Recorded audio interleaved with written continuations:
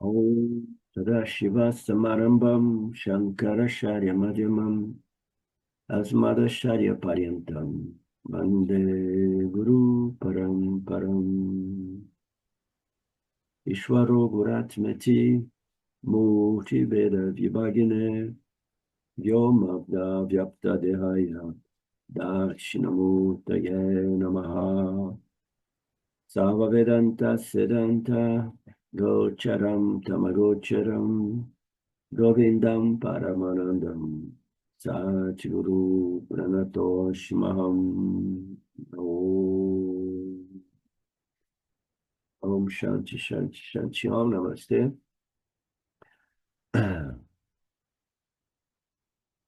Capítulo 12.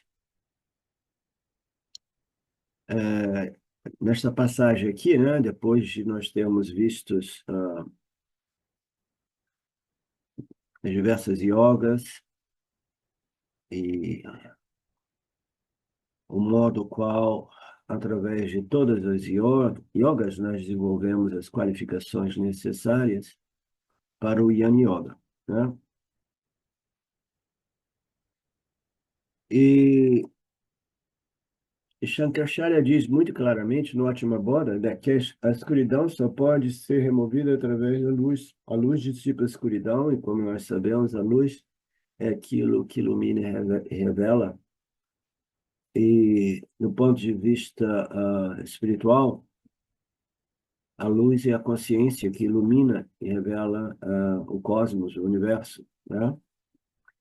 E, do ponto de vista filosófico, a luz é equivalente ao conhecimento que ilumina e dissipa a ignorância, né? O conhecimento, somente o conhecimento, irá remover, neutralizar ou destruir a ignorância, né? E no Atma Bodha, Shankaracharya explica claramente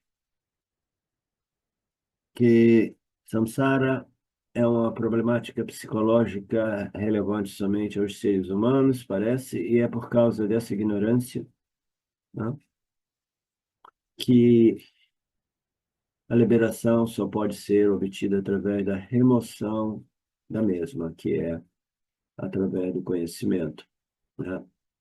Nós somos ignorantes de muitos campos, quase tudo que existe em termos de campo de conhecimento científico, nós somos ignorantes, porque é tão vasto, né? A ciência moderna, ela consegue, né, é, entrar um pouco em alguns aspectos, né, deste conhecimento supremo, dessa total sabedoria, desse total conhecimento que, que somente a mente de Shwara contém, né, para sustentar o universo. Então, aqui e ali, a ciência faz um esforço para descobrir o véu da ignorância a respeito de todas essas leis que sustentam esse universo, né? Leis físicas, leis químicas, e do ponto de vista humano, leis éticas, morais e psicológicas, né? Então, leis também, leis no âmbito do sutil, né? Então, Shankaracharya diz que somente através da remoção dessa ignorância, através do conhecimento, essa problemática humana pode ser resolvida. Se nós firmemente afirmamos que somente através do conhecimento a gente resolve esse problema, as pessoas pensam que nós somos fanáticos. Por isso eu tenho uma admiração muito grande por aqueles de nós que chegamos neste processo vedântico, né? E apesar dos nossos conceitos e noções, quase todos eles, né, com viés de ações e experiências, né? Quase todo mundo imagina que uma experiência espiritual, mística, ou samadhi possa resolver a problemática humana. É como se pudesse produzir um estado que permaneceria eternamente. Como nós sabemos, o estado da mente humana é um objeto, e como todo objeto de experiência, ele existe num fluxo de constante modificação, de momento a momento. Então, nenhuma experiência, nenhum estado jamais irá resolver esse problema. O problema do tipo humano é uma ignorância que faz de modo que ele sofra de uma doença psicológica chamada doença do samsara. Que doença é essa? A doença que atribui realidade à dualidade, esta ordem chamada de mithya, e crê, né, cegamente de que a solução é para ser encontrada num objeto de experiência que possa me resolver definitivamente. Mas como nós sabemos, o problema dos objetos de experiência, eles possuem diversos defeitos, como nós já vimos, né? Mas o defeito final e mais grave é que, mesmo que eu obtenha diversos momentos de experiências maravilhosas, né? Esses momentos, como é tudo passageiro, né? Eles me deixam o quê? Com uma vássara, um desejo para mais, mais e mais. E você sabe que o desejo para mais causa sofrimento psicológico, porque você está, não, essa situação, esse estado, essa experiência não me vai. Eu quero simplesmente aquela experiência que eu tive em meditação profunda, então, mais sofrimento psicológico, tá? Então, o samsara é uma doença que todo ser humano experimenta devido a essa ignorância cósmica universal que todo ser humano é submetido. Quando a gente diz isso, as pessoas nos chamam de fanáticos. Eu tive uma pessoa que veio me visitar aqui, um colega do meu filho. Ele teve algumas experiências bacanas, né, espirituais, recentes, e agora ele está querendo descobrir essa história de iluminação, etc, etc. E nós falamos por quase 2 horas, né? Mas a minha impressão é que foi muito, porque o indivíduo ele está tão ainda investido na ideia de que é impossível que eu não possa obter essa iluminação através de uma experiência que permaneça eternamente sem se modificar. Deve existir uma experiência que chega e não vai mais, né? Imagina que coisa, ah, como se diz, entediante. Em Márcia, por mais prazer a gente tenha com uma boa experiência mística, né? Imagina uma experiência que vem, pá, e permanece a mesma eternamente, né? É absolutamente não natural, né? Unnatural, porque a gente sabe que no âmbito da dualidade, experienciador-experiência, as experiências elas são divertidas no início, né? Até que a gente desenvolva uma certa maturidade, elas são interessantes porque elas oferecem variações, mudanças, né? Diversidades de cores e de aspectos. Se a gente encontrasse uma experiência maravilhosa que permanecesse sempre, a gente, depois de um pouco, dizia, chora, desculpa, eu tinha pedido por uma experiência daquele tipo mesmo, que permaneça, mas não. Eu prefiro a variedade, mesmo que envolva experiências de prazer e de dor, né? A natureza humana é viver no âmbito da dualidade, experienciando os pares opostos complementares, né? Então, nós não somos fanáticos, e Dayananda disse, se eles me chamam de fanático, eu digo, eu prefiro ser um fanático, que não é fanatismo, é. Vedanta é simplesmente sobre lógica, uma lógica muito elegante, muito convincente, muito clara, muito bem estabelecida para aqueles com uma mente, né, mais purificada, mais refinada, que nos deixa sem nenhum argumento contrário, né? Quando você submete a todas essas lógicas, né? Essas análises de experiências do dia a dia que não são examinadas, a gente no final tem que dizer assim, pô, como é que eu posso dizer que o Vedanta está equivocado a respeito deste conceito, desse conceito? No início eu pensava que fosse assim. Mas devagarzinho eu fui tirando o chapéu para esses conceitos e fui aceitando esses conceitos como conceitos irrefutáveis. incontestáveis, né? Então, não é uma questão de fé, de crença cega ou de fanatismo, é questão de conhecimento, compreensão de toda essa exposição, né, que nos foi revelada. Então, esse conceito de que se o Yin Yoga é difícil, pegue um outro caminho alternativo, vá pelo Karma Yoga, pelo Bhakti Yoga, como se chama? Raja Yoga, né, da meditação, né? Dhyana Yoga, pegue um outro caminho, entendeu? E, mas as escrituras dos Vedas são bem claras.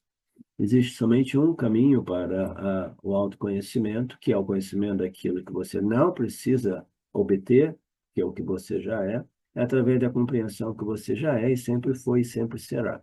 Você sempre será essa consciência infinitamente livre e ilimitada. Isso não ressona bem, Márcia, quando a gente contempla esses conceitos, não tem alguma coisa de verdade que ressona com a gente e que nos faz, como se diz, tocar esse aspecto infinito e ilimitado dentro do âmbito da nossa experiência humana. Sim, tem um aspecto que é infinito e ilimitado e que quando eu toco este conceito upanishádico, imediatamente eu tenho uma sensação, não claramente, conscientemente bem estabelecida, de que existe uma verdade em tudo isso, né?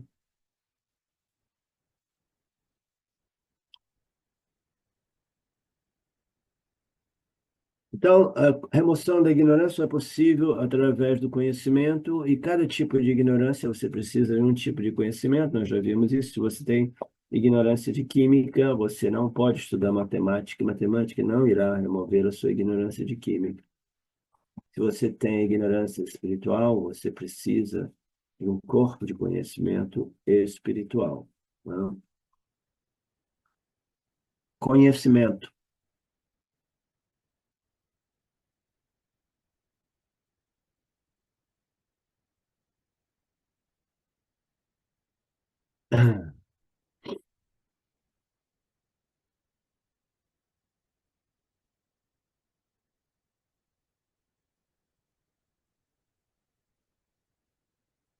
Então, o Swami está apresentando aqui essa passagem na qual Shankaracharya diz que somente Yin Yoga,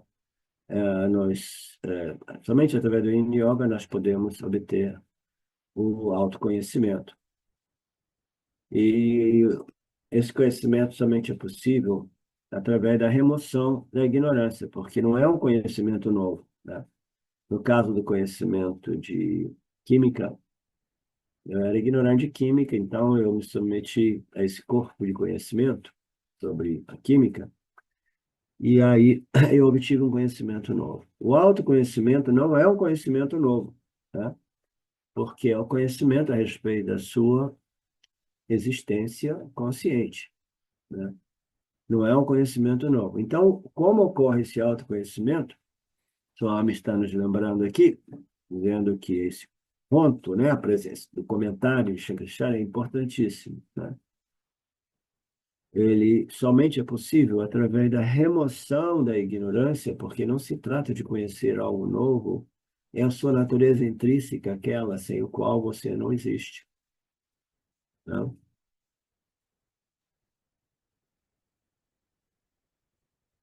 Para estudarmos os comentários de Shankaracharya, nós precisamos manter esse fundamento bem claro em nossas mentes, né? O autoconhecimento não é um conhecimento novo, e a dificuldade que nós temos é a ignorância, né? Que consolidou uma identificação equivocada no corpo físico e na mente. Então, nós pensamos, eu sou corpo-mente. Os Upanishads dirão, você é a consciência sempre livre e independente.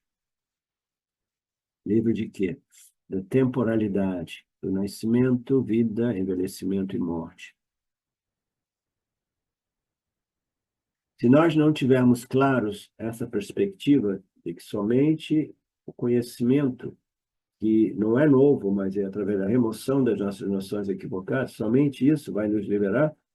A gente vai passar vidas e mais vidas, né, em total confusão, fazendo um monte de sadhanas, como se essa ou aquela sadhana possa produzir o autoconhecimento, exatamente como se eu estivesse estudando química, querendo resolver o problema da minha ignorância a respeito da física quântica. Tá? Não, você não pode fazer determinadas práticas pensando que você possa resolver essa problemática humana.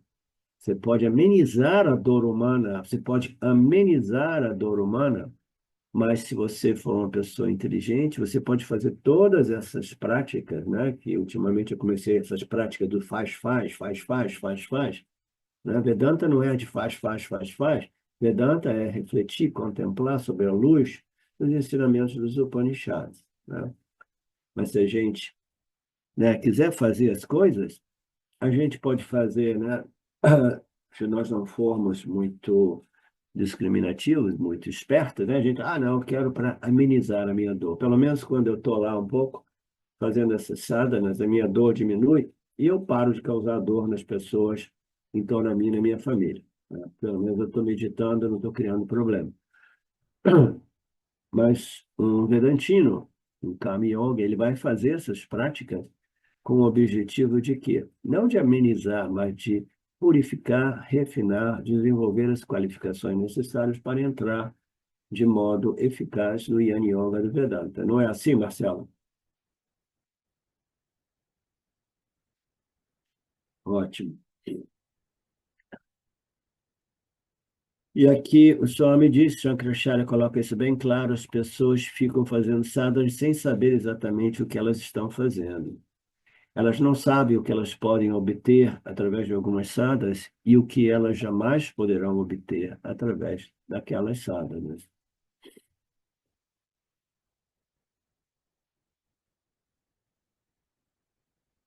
Se houver um método alternativo, se existisse um método, essa passagem do Gita, o Krishna coloca, se existisse um método alternativo, a situação era tão séria lá no campo de batalha, né? A gente tinha uma situação na qual, mais ou menos como ocorre no mundo de hoje, literalmente, a maioria de vocês não tem nem ideia do que está acontecendo no mundo e não tem nenhum interesse de saber, eu compreendo, porque é assustador. Mas o Dharma Field, a estrutura do Dharma estava sendo destruída, né? A violação do Dharma era tão extrema.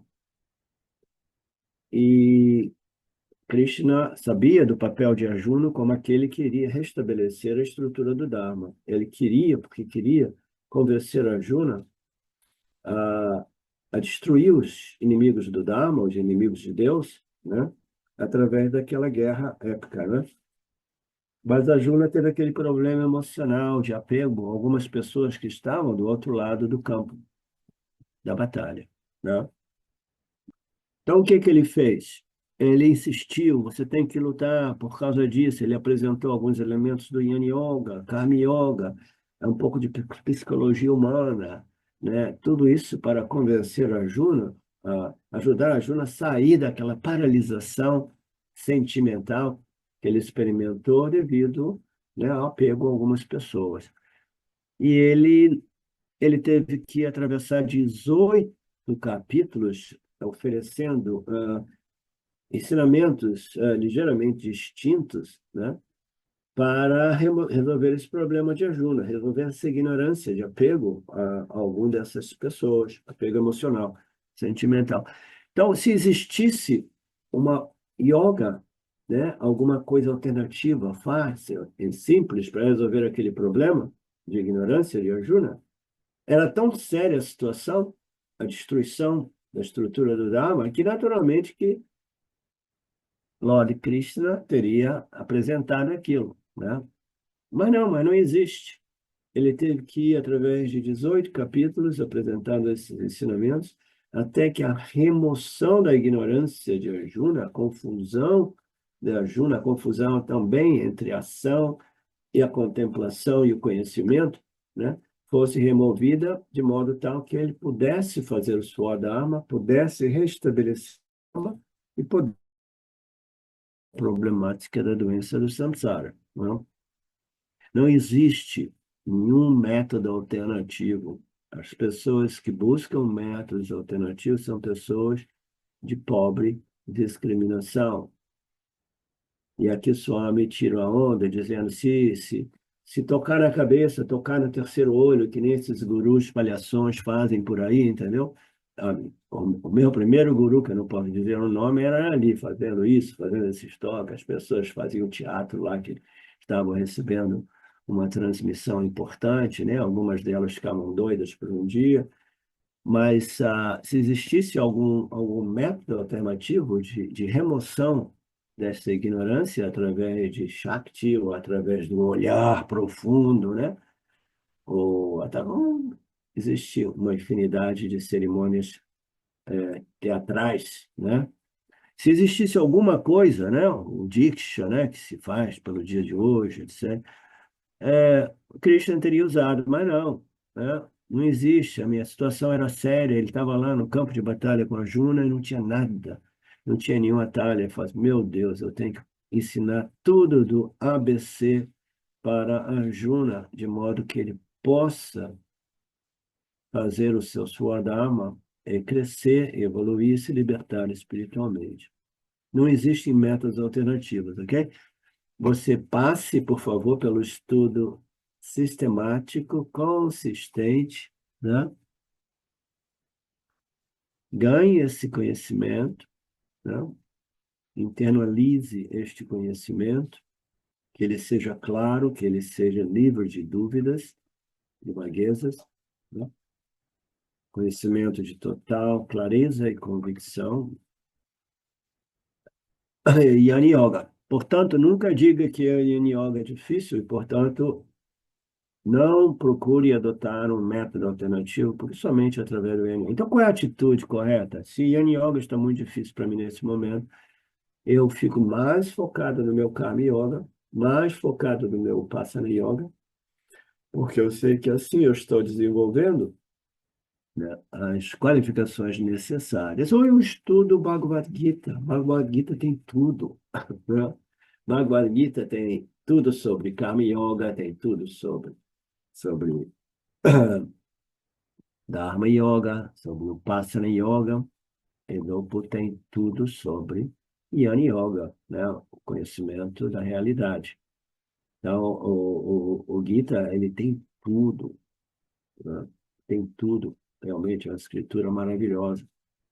Essa é a melhor herança que nós, do Vedanta Brasil, deixaremos para o povo brasileiro. Se isso não se perder nesta estrutura nova, né?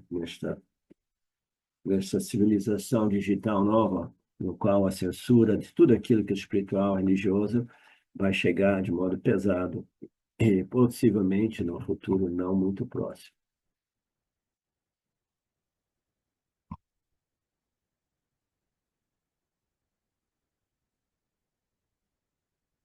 Você precisa de tornar o Yin Yoga fácil para você através do desenvolvimento de suas qualificações.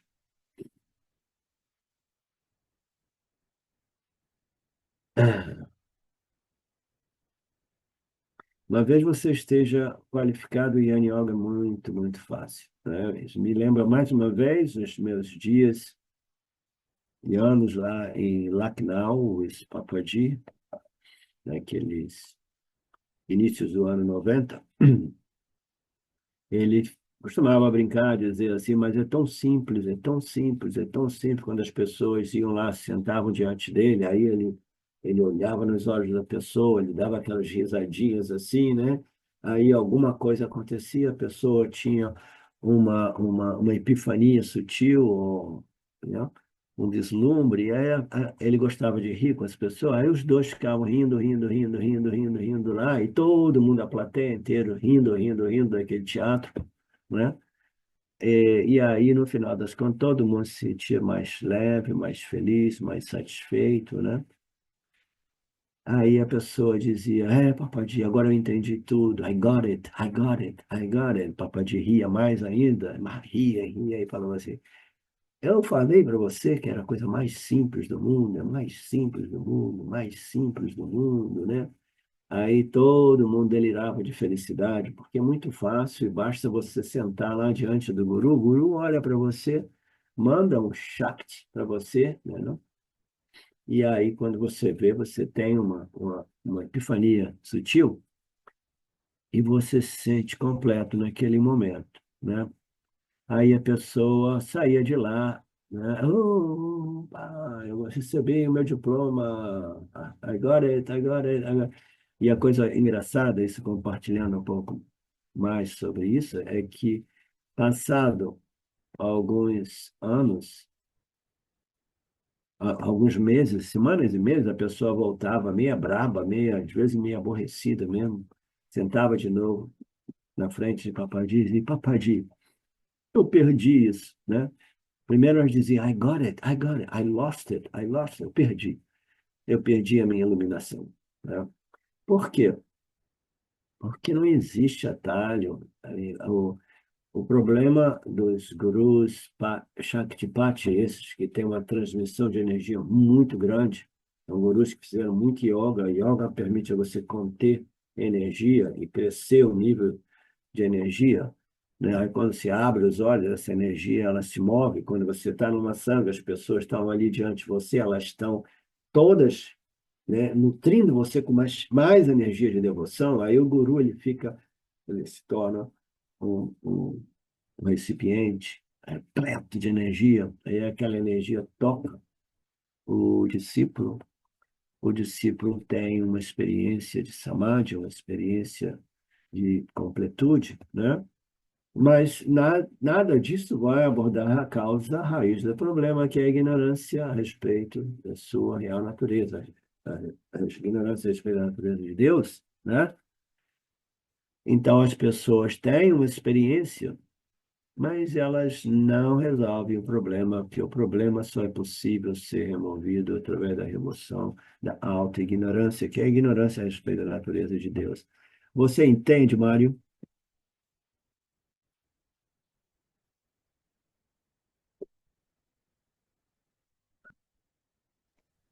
Oi, professor. Tô acompanhando, sim. Quem que está falando? A Mari, o senhor não falou meu nome? Oi, querida. É bom ouvir você. Eu sei que você está sempre presente, né? Mas Eu ouvi meu nome? eu Hum? estava me referindo a Mário. Mário, que é uma pessoa que chegou de nós nos últimos meses. Olha ele lá, dando um oi, tá? É Mário. Uhum. Ah, ok. Bom Uhum. ouvir sua voz, Mari. Obrigada, professor. Estou aqui, atenta. Ok, ótimo. Ô, professor, eu estava pensando aqui, eu acho interessante você deixar esclarecido para as pessoas, para quem vai assistir depois, é que essa questão de as experiências, ela tem um início. Se ela tem um início, ela tem um fim. E que a autorrealização, ela não é uma experiência, porque ela não tem início. Na verdade, fazer essa distinção que ela é uma remoção de algo, entendeu? Daqui é a ignorância no caso. Então, não é uma coisa que vai passar depois. Existe uma expressão na nossa Sampradaya que conhecimento is that which is always good. Significa, o conhecimento é aquilo que, uma vez obtido, ele é sempre presente, sempre à sua disposição. Então, um exemplo claro é quando a gente é pequeno e depois de algum tempo a gente vai, né, fazendo aquelas contas de duas maçãs mais duas maçãs, são quatro maçãs. Aí quando a gente descobre claramente que 2 mais 2 são 4, né? Sem usar o dedo, sem usar um objeto, é simplesmente 2 mais 2 é 4, 20 e 20 são 40, etc, etc. Então, quando a gente tem aquele conhecimento bem estabelecido, ele jamais se modifica, ele jamais é perdido, né? Porque knowledge não é uma experiência. A experiência é um fluxo constante, sempre em processo de modificação e sempre, né, é sujeita ao tempo, ela aparece e desaparece, né? E ela deixa a gente com um gostinho de quero mais, que se torna um grande problema, se torna uma vassana por experiências que me deram grande prazer, né? A gente começa com experiências em torno aos cinco órgãos sensoriais, né? A comida, a sexualidade e tantas outras coisas. E depois a gente entra no âmbito de hábitos, né, de vícios por experiências no âmbito mais sutil também. Então, o Marcelo estava trazendo para a gente esse ponto importante, que o conhecimento não é uma experiência. Isso é uma outra coisa que as pessoas têm dificuldade de processar. O conhecimento não é uma experiência. O autoconhecimento é feito de conhecimento puro, mas ele precisa transformar o indivíduo de modo que esse conhecimento não esteja ainda paralisado no nível indireto, paralisado no nível de conhecimento acadêmico e intelectual. Ok? Quando ele é realmente internalizado, ele frutifica através como uma transformação que abre um leque de capacidade de sabedoria, né? O Yanni, ele é sempre bem mais sábio do que os Anianes, entendeu? Eu nunca esqueço a situação que ocorreu com aquele guru que eu fiquei associado por uns 10 anos, que era o Nisargadatta Maharaj. Ele não teve educação escolar quase que nenhuma. Ele tá mal, ele conseguia ler pouco, né?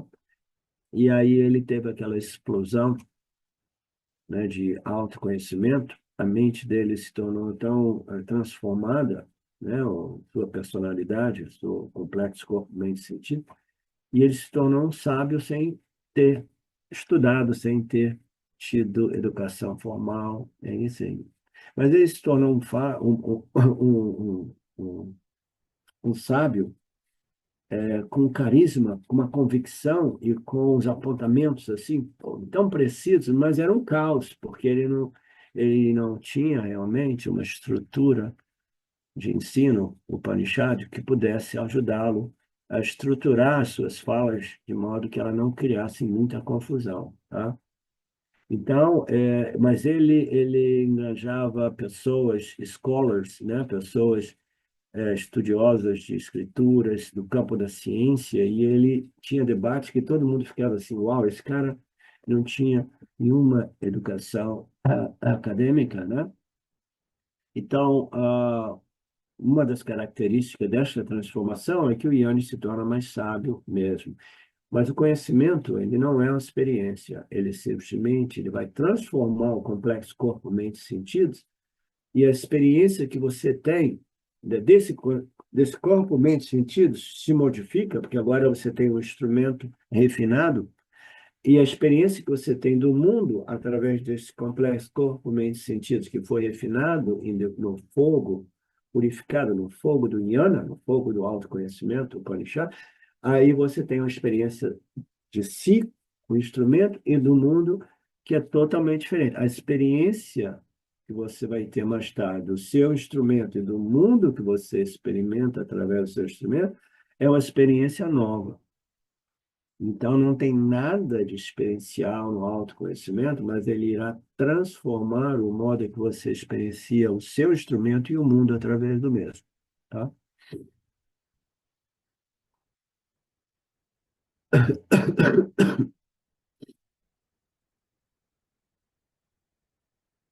Tem a passagem do Gita, no capítulo 9 que nós vimos, alguns ano passado, talvez. Foi ano passado. Quantos anos nós estamos fazendo esse Gita já, Marcelo? 2 ou 3, né?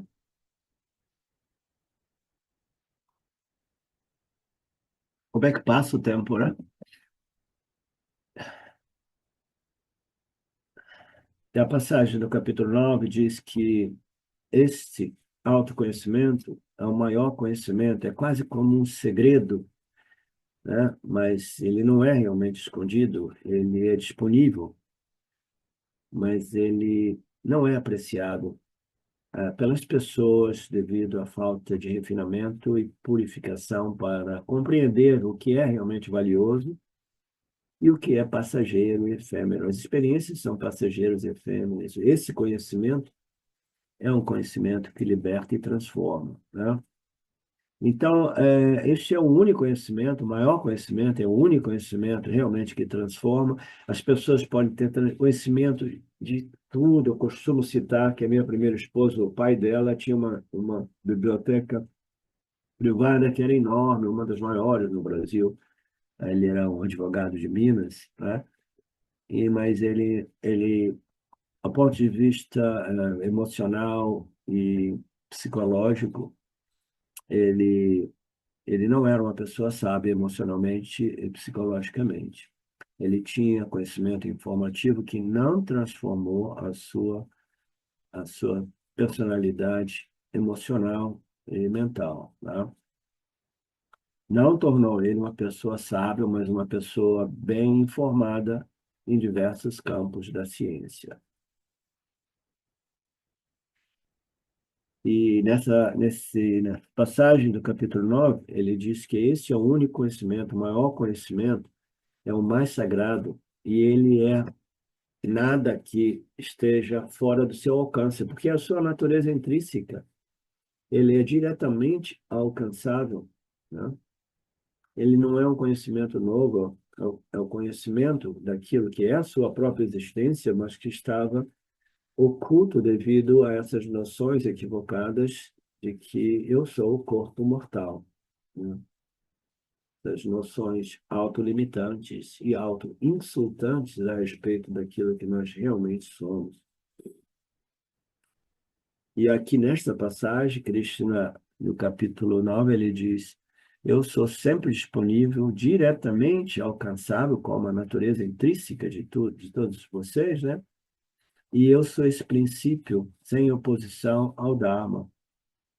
Eu sou o princípio imperecível, atemporal, fácil de ser acessado, porque a sua natureza é intrínseca, né? E eu, essa parte é muito importante, e eu vivo jamais em oposição ao Dharma. Então, o que que isso significa? Significa que um yânimo, né, um indivíduo que compreendeu a sua real natureza, ainda assim ele observa o Dharma. Não, mas eu que Dharma, Dharma, isso é dualidade, isso é mitya. Não, agora eu sei que eu sou a consciência, né? Eu sou Sati, a única realidade. Tudo isso aqui é uma fantasia, um sonho, né? Mas ainda assim eu vivo sem oposição às leis do Dharma, tá? É uma indicação muito importante, porque no final essa transformação ocorre no corpo-mente do indivíduo que vive no âmbito desta ordem mítya aparente, que precisa observar o Dharma, né? E viver dentro do possível, dentro das limitações de nossas naturezas humanas, possamos viver em harmonia com os outros seres.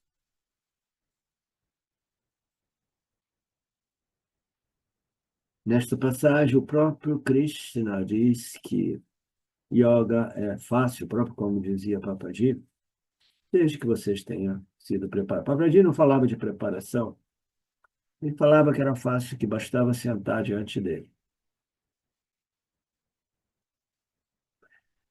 Isso não se refere somente ao Yin Yoga, mas qualquer campo de conhecimento é fácil quando você tem preparação. Eu citei na aula passada que eu não tinha uma boa base de química e eu sofri muito na faculdade de engenharia para passar por aqueles semestres por química. Passei mal, mas passei mal mesmo. Tive que colar, tive que fazer de tudo.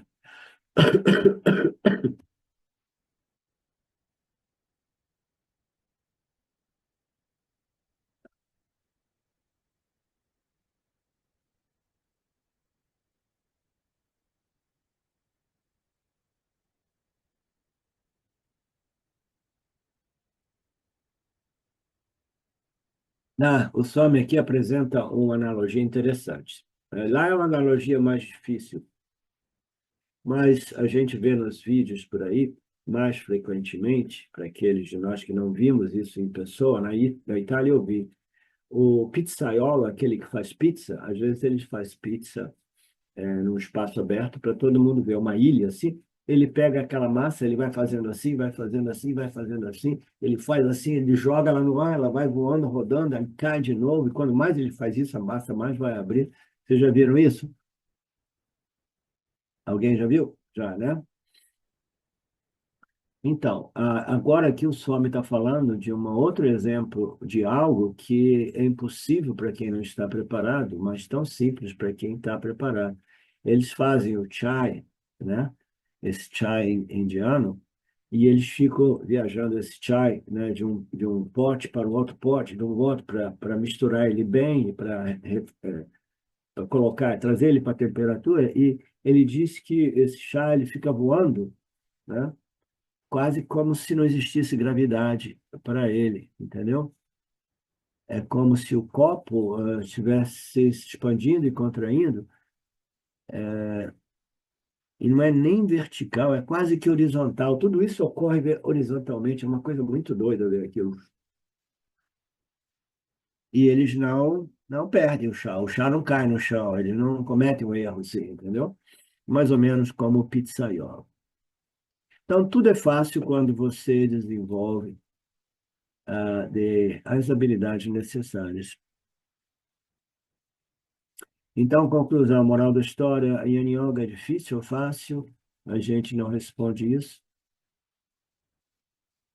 A gente simplesmente diz que depende do nível de preparação de cada um de nós. Esta é a nossa resposta tradicional. Comece com o Karma, Dharma, Upasana, entre no Yin Yoga, obtenha o autoconhecimento, o internalize, seja transformado pelo mesmo, e assim você completou o seu processo espiritual. A próxima questão relevante, então, como eu faço para me preparar para o Yin Yoga Vedanta? Nos próximos versos, Krishna Guru vai apresentar.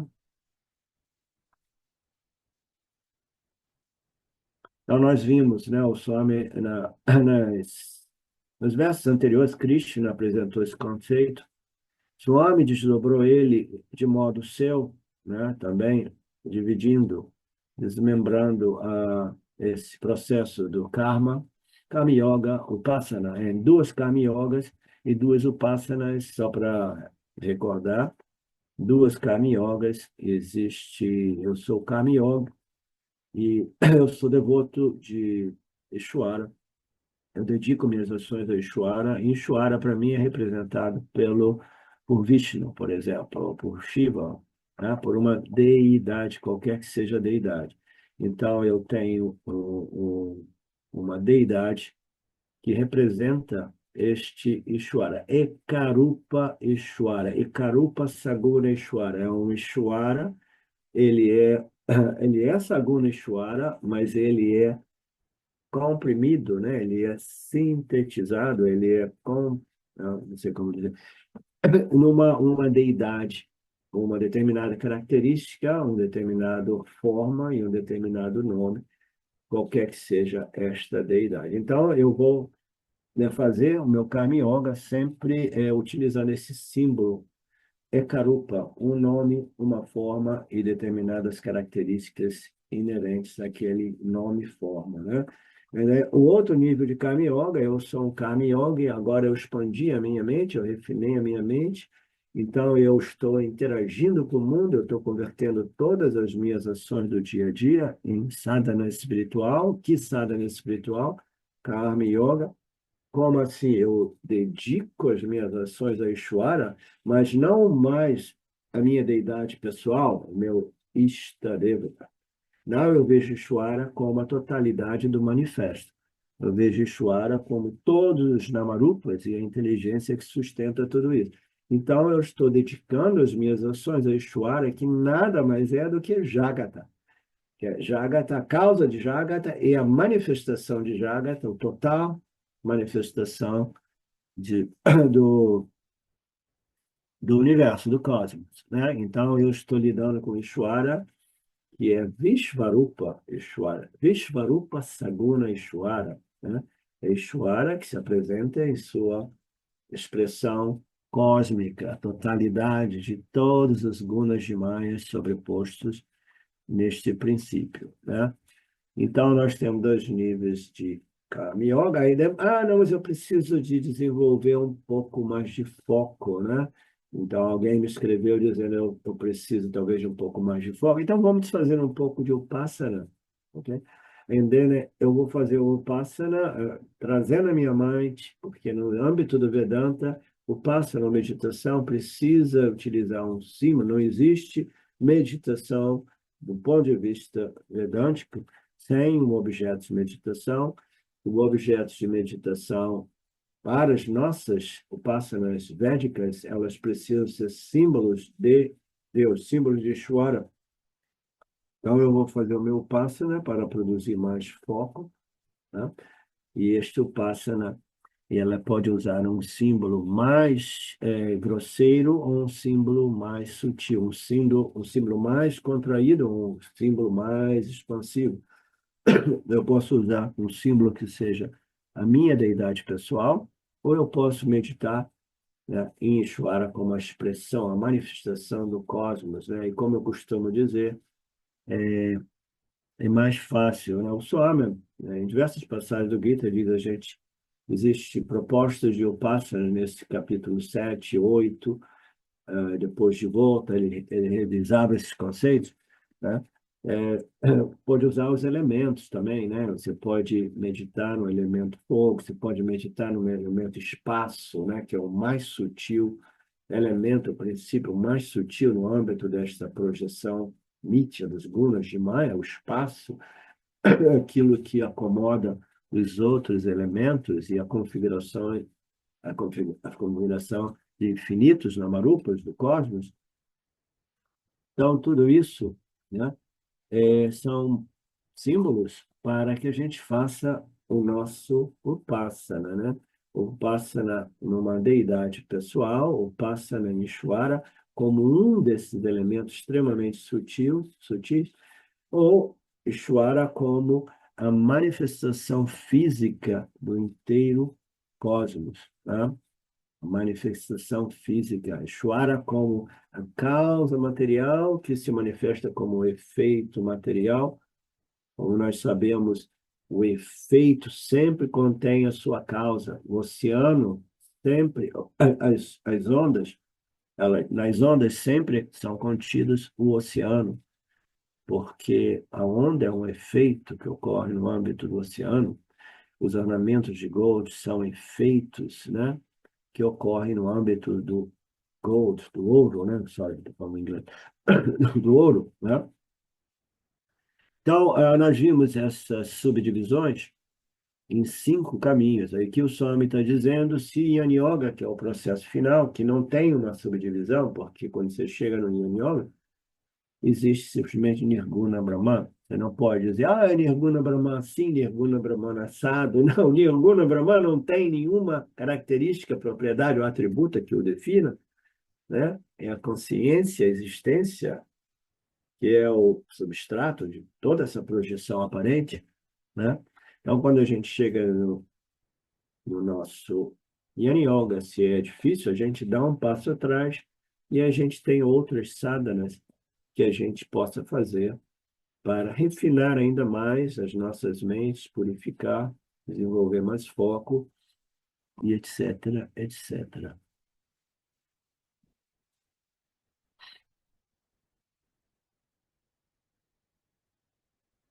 E Krishna, nos próximos versos, ele está fazendo isso. Ele chegou no 5º nível, que é o Jnana Yoga, ele vai dar um passinho para trás e elaborar um pouco no 4º nível para aqueles que acharam que o Jnana Yoga está muito sutil, muito difícil para eles, né, fazerem, né? Esse estudo e contemplação é muito para a mente menos desenvolvida. Eu costumo sempre recomendar aos indivíduos de não abandonar o Jnana Yoga completamente. É por isso que a gente tem o Bhagavad Gita. Bhagavad Gita a gente tem tudo, né?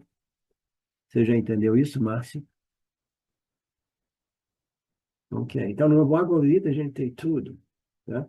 Olha, tem a Márcia e tem o Mário Novo. Parei de falar com a Mariné. A Mariné não fica triste não, querida, tá?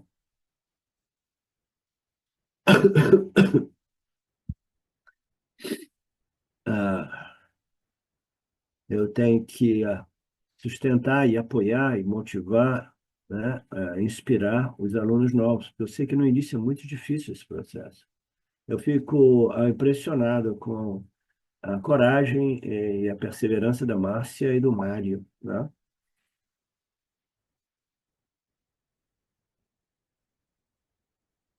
Então, o Krishna vai revisar esses conceitos de dar um passinho para trás, para trás, para trás, nos próximos versos, mas primeiro 10 minutinhos de pausa, Marcelo. Om Purnamada Purnamidam Purnamudachyate Purnasya Purnamadaya Purnameva Vashishyate Om Shanti Shanti Shanti Om Namastê.